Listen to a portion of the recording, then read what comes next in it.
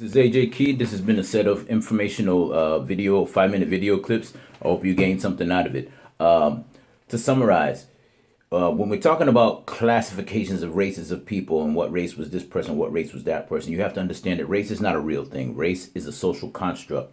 We identify race by the different outward characteristics, but race can also be identified by geographical and cultural characteristics. But what's happened in the past is, and this happened in the Americas 1629 to be exact, when the classifications of races were established and then reinforced by 17th century, what we call today pseudoscience. But race is a construct. There's no such thing as race. When we say race, what we're doing is we're really identifying outward characteristics. And what America has done is group these outward characteristics, even though the people may or may not have anything genetically or culturally to do with these people. They may be genetically related, but not culturally. They may be culturally related, but not genetically related, like in the case of the Jews. So when you classify people by race, you have to understand that, first of all, you're using an erroneous term. So your classification, you started off already wrong. But if you're operating under the rules of the wrong, then you have to have some clarification in those rules. So if you ask, for example, what race is Key? You could say he's Negroid, or you could say he's African or African descendant. And you're doing that just by the outward judgment. Then when you hear me speak, you'll say, okay, well, he's American, Afro-American, because of the way he speaks. Okay, or if you see how I dress, for example, then you can tell me something about my culture, or the fact that I'm actually making a video discussing this says something about my education level. So you can identify and classify and specify details of the individual to better clarify their race by the characteristics, the culture, the things you see, the things you hear, the things you learn about that individual. But the classifications in those times were done to separate the classes of people and identify the people who were the subordinate class, in the case of the Americas, the slaves and slavery. And so a lot of people got classified as black and then African, and they grouped it all together to where they may or may not have been from Africa, but they got all grouped together. That's just like the word Moor. When they say somebody is a Moor, what it meant at one time was they would have a relationship to Morocco.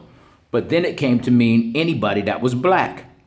And so the term Moor was synonymous with black. And so anybody black was a Moor, even if they weren't Moorish.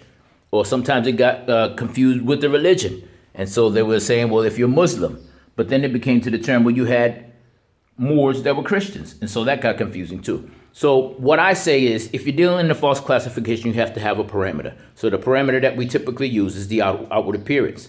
And so I ask people, okay, if we're speaking about a specific person, like say we're talking about the Solutreans, who were Europeans or Caucasians that were found in ancient America. And then, okay, we say, well, what race were they? Well, based on the skull morphology, you say they were Europeans. Based on the DNA, you say they're Caucasians. Okay, but then I ask, could you pull them or pick them out of a lineup of a group of Negroes? Now, if you put them in a lineup with a group of Negroes and you can't visually pick them out, then when we're talking about a false scientific classification like race, then your genetic classification and your morphologic classification goes out the window. Can you pick them out of a group of black people? If you can't, then we consider them black. Can you pick them out of a group of white people? No, well then you'd consider them white. And that's the classification, that the social classification that America has established for the world that we have today.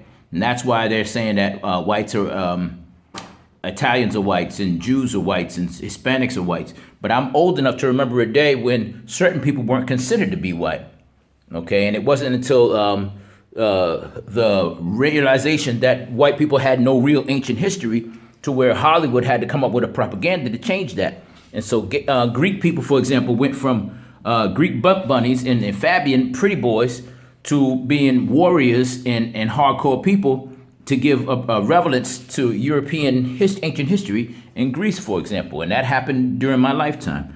And the same thing with Rome. So, anyway, this is a summary. I hope you guys get the gist of what I put out. And I hope you understand that what I put out is not anti-religious or anti-race. It's just an explanation and scientific background for that explanation for the history of humanity. I hope this has been educational and fun. If you like what you see, please share, because education is what we need. That separates us from being controlled and then being in control of our own lives. This is your friend Key, your local amateur scientist. Have a good day.